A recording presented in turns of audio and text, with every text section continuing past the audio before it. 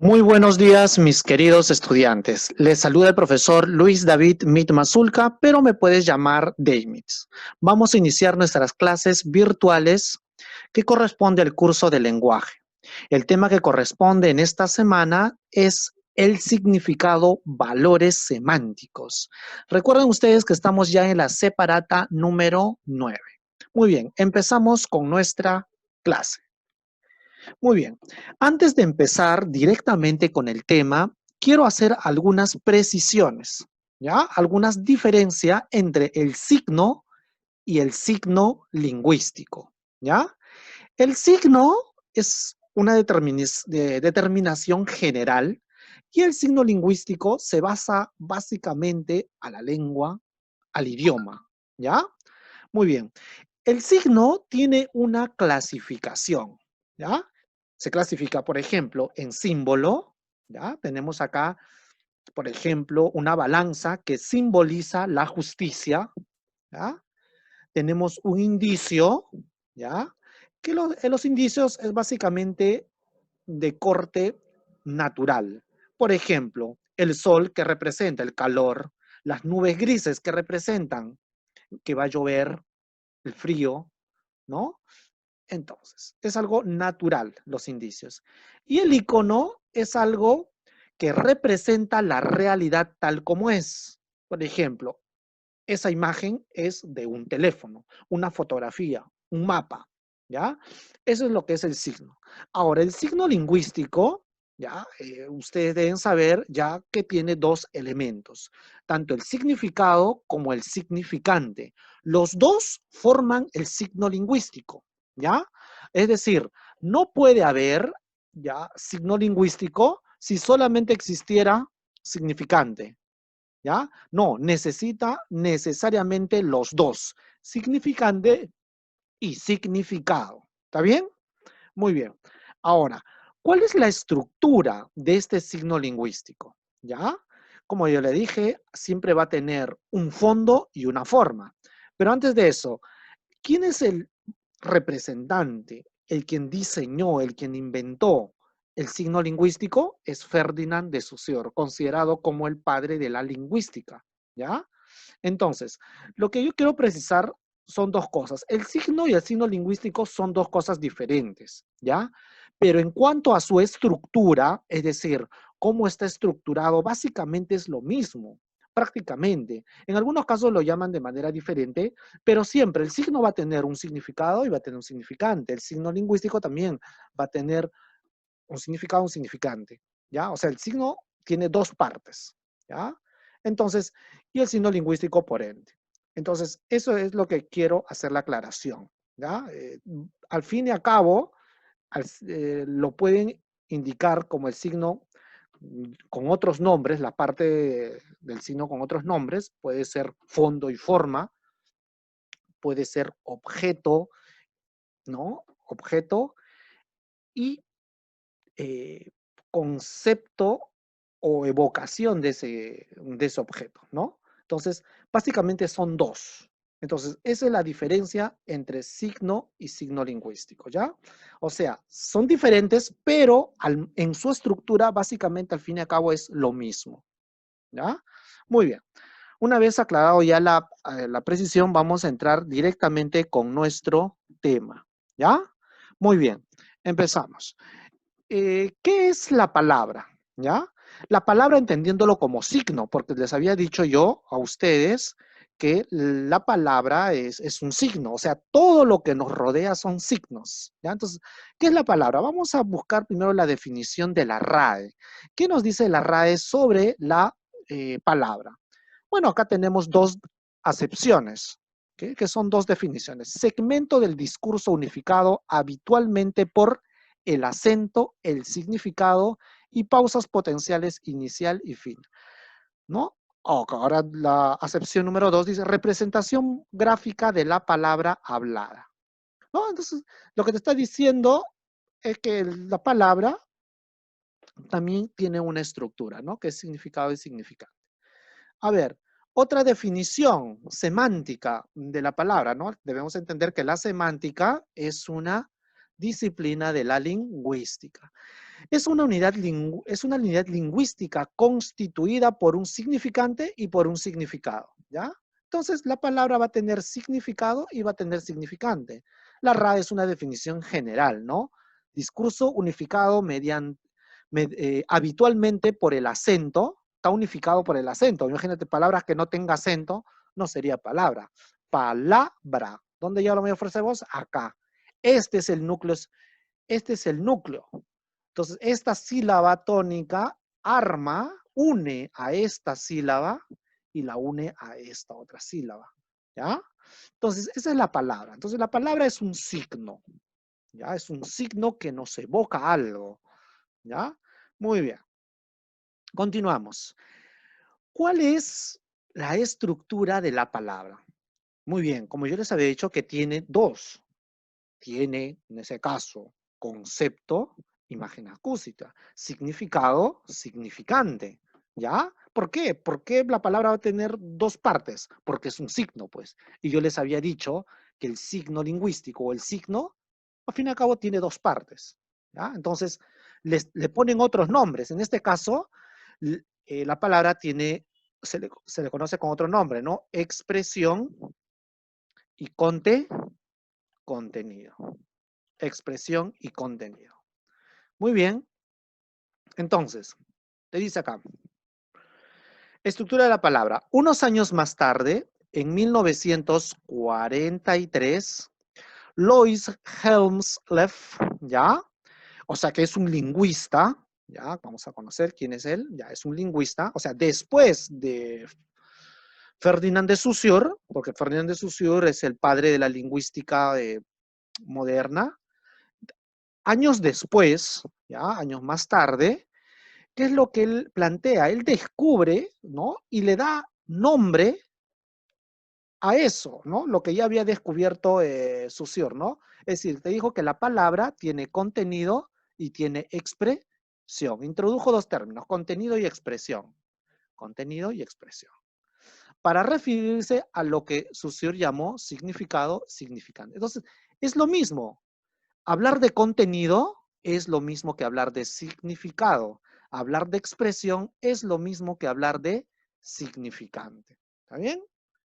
Muy bien, entonces en este gráfico que acaba de aparecer, tenemos nosotros lo que plantea Saussure, ¿no? Como todo este es el signo lingüístico, ¿no? Significado, significante, y lo que plantea Helmsleth, ¿no? Que es contenido y expresión. ¿Cómo está estructurado el contenido? Sustancia y forma, expresión, forma y sustancia. Son conceptos. Al fin y al cabo, prácticamente es lo mismo, ¿no? Simplemente con otro nombre. Muy bien. Entonces, debemos entender cosas importantes. Muy bien, ya hemos aprendido qué es la palabra. Ahora vamos a ver qué es el sentido. ¿Alguna vez les han preguntado a ustedes, pero con qué sentido lo estás diciendo? ¿No? ¿Con qué intencionalidad dices las palabras, las oraciones? O sea, tú puedes hablar, pero de acuerdo a la entonación, a la forma como tú puedes hablar, le das un sentido a lo que estás comunicando, ¿ya? Entonces, vamos a leer algunas definiciones de lo que es sentido. Te dice, modo particular de entender algo, juicio que se hace de ello. Siguiente dice, cada una de las distintas acepciones de las palabras entre vocablo tiene varios sentidos. ¿Está bien? Desde la semántica estructural se insiste en la necesidad de no confundir el significado con sentido. Ya, ahí está. El significado y el sentido es algo diferente, ¿ya? Es algo diferente. Significado, ¿ya? Y sentido es diferente, ¿ya? Te dice, el significado pertenece a qué? A la lengua, ¿ya? El significado pertenece a la lengua y el sentido va a pertenecer, ¿qué? Al habla. Existen dos planos, plano de la lengua y plano del habla, ¿ya? La lengua, ¿qué cosa es? La lengua es social y el habla es individual. ¿Recuerdan sobre eso? Entonces, ahí está la relación. ¿Está bien? Continuamos. Muy bien. Ahora, otro aspecto que deben tomar en cuenta para desarrollar los ejercicios de la separata es la denotación y connotación, ¿ya? ¿Qué es la denotación? Su misma palabra lo dice, denotación, es algo denotativo, ¿ya? Denotativo, que es algo literal. ¿Qué es connotación? Connotación, su misma palabra dice connotado, está oculto, ¿ya? Entonces, vamos. Denotación, vamos a leer, ¿ya? Se ha de tener en cuenta también la diferencia de denotación y connotación, que ya les dije, ya que la primera pertenece a la lengua. Ahí está, muy bien. Esta diferencia. La primera, ¿cuál es la primera? ¿Ya? Y dice, y la segunda pertenece al habla. ¿Ya? Es decir, la denotación va a pertenecer a la lengua y la connotación va a pertenecer al habla. Es decir, la connotación se relaciona básicamente con el sentido. O sea, tú puedes decir una palabra, pero le dices con otro sentido. ¿Ya? Luego vamos a hacer mayores ejemplos respecto a esto. Por lo que los distintos sentidos que tenga una palabra va a ser producto de la connotación que se les dé en el habla. Claro.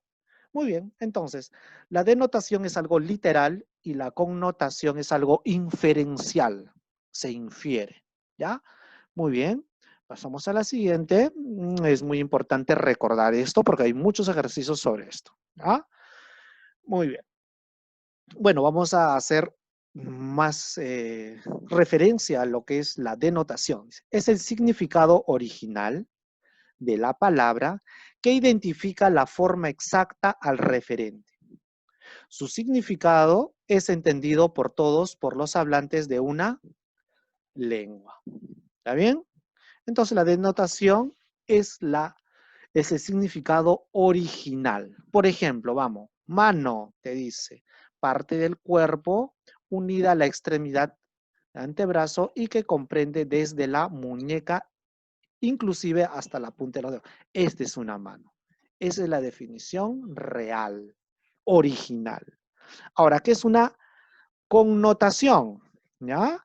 Es el sentido que se le agrega al significado original de una palabra por factores subjetivos, sociales o culturales. Este significado no siempre es entendido por todos los hombres de una lengua, ¿ya? De una lengua. Por ejemplo, me duele la mano, hablando de que te duele la mano, me compré una mano de plátanos, dame una mano, mi hija está en buenas manos, ¿no? Tiene distintas connotaciones la misma palabra, ¿ya? Muy bien. Pasamos a la siguiente. Entonces, ahora, lo que es el contexto y situación, ¿ya? Entonces, el contexto, ¿ya? Es el conjunto de palabras, frases u oraciones que rodean a una palabra y condiciona su significado connotativo, ¿ya? Es decir, aquí vamos un ejemplo. A ver, es decir, el contexto, si tú quieres sacar el significado de una palabra tomando en cuenta su contexto, ¿ya? Tomando en cuenta solamente el contexto, vas a hacer referencia a la oración, a la sintaxis, ¿no? A las palabras que están a su costado. Por ejemplo, dice, Grimanecito es un cabeza hueca. Ah, bueno, que te diga cabeza y luego al costado, ¿qué cosa hay? Hueca. Ah, ya, fácil. Es una persona de muy bajo entendimiento, ¿no? Dice, Graves, Grimanecito está a la cabeza de la columna. Ah, ya, esta palabra cabeza va a tener el significado de que es un líder o está adelante, ¿no? Entonces, eso es sacar el significado de una palabra tomando en cuenta el contexto, que se refiere a las palabras que le acompañan, ¿ya? En cuanto a lo que es la situación, dice, son hechos y acontecimientos exteriores a la lengua, en los cuales se desarrolla el proceso de la comunicación. Algunas a veces se apoya en el gesto, tono de voz, la entonación y la ironía. Vamos a ver el ejemplo. Por ejemplo, dice, cayó el presidente. Tú quieres saber cuál es el significado de cayó. Esta palabra cayó no va a depender mucho del significado o de la palabra que esté a su costado. No lo vas a entender. Entonces, básicamente, lo que tú vas a tomar en cuenta es el entorno social, el tiempo, el gesto, la voz, otros aspectos que no están en la palabra o en la oración. Puede ser, si lo dices, cayó el presidente realizó, cuando se realizó una elección, vas a decir que perdió. Cuando vas a decir, vas a entender, si cayó el presidente, la palabra cayó. Si, por ejemplo, imagínate que están en una persecución, va a tener otro significado, de acuerdo a la situación. ¿No? Si hay un accidente, no sé, ya se resbaló, ¿no? Algo parecido. Entonces, no depende mucho de la palabra que está a su costado, sino depende de la situación, de las actividades, ¿no? En otras palabras, de la situación. Entonces, hay una diferencia entre situación y, ¿qué? Contexto. ¿Ya? Situación y contexto, hay una diferencia. Muy bien. Vamos a proceder en estos momentos a hablar sobre los tabúes. ¿Ya? ¿Qué es el tabú? Tabú son palabras que se evitan pronunciar para evitar que las personas se incomoden. Es decir, tiene cierta carga negativa. ¿Ya? Y los eufemismos lo que hacen es arreglar esas palabras. ¿Ya? Son aquellas que sustituyen a las palabras tabúes y que designan a la misma realidad, pero sin esas connotaciones despectivas proviene el griego la palabra bien, zona. Es decir, por ejemplo, la palabra cárcel es una palabra tabú, tiene cierto contenido negativo, pero eufemísticamente hablando, ¿qué sería? Centro de rehabilitación o centro penitenciario, podrías decir, eufemista, usando eufemismos, ¿no? Ya, esa es la diferencia. Acá vamos a ver algunos ejemplos, ¿ya? Por ejemplo, senos, es un poco, tiene cierta connotación que a veces por una cuestión cultural, es por cuestiones culturales, no se dice, pero a veces se dicen mamas, ¿no? Acá también, ¿no? Dice vagina, aparato reproductor femenino, ¿no? A veces se omite decir esta palabra, ¿no? Pero entonces se dice aparato reproductor femenino. Vagabundo. No, no es vagabundo, se usa, para no ofender a la persona, se dice persona de bajos recursos, ¿no? Pinche, ¿no? Ayudante de cocinar, es decir, los eufemismos arreglan, ¿ya? Es decir, tratan de ser cordiales. Y los tabúes, pues, no son cordiales, ¿ya? Muy bien, continuamos. Otro aspecto que debes tener en cuenta son sobre las palabras gruñido, ¿ya? A ver, dice, cuando una palabra tiene mayoritariamente connotaciones positivas, la llamaremos palabras ronroneo, ¿ya? Palabras ronroneo, si tiene connotaciones positivas. Frente a una palabra con connotación negativa, la llamaremos gruñido, ¿ya? Entonces así, gruñido es negativo, ¿ya? Y ronroneo es positivo, ¿ya? Por ejemplo, democracia, connotación positiva. Paz, connotación positiva. Connotación negativa, dictadura, guerra. ¿Ya? Muy bien. Entonces, eso es la parte teórica. ¿Ya? Entonces, a continuación vamos a ir con lo aplico, lo aprendido. ¿Ya? Pero eso lo vamos a ver en el siguiente video.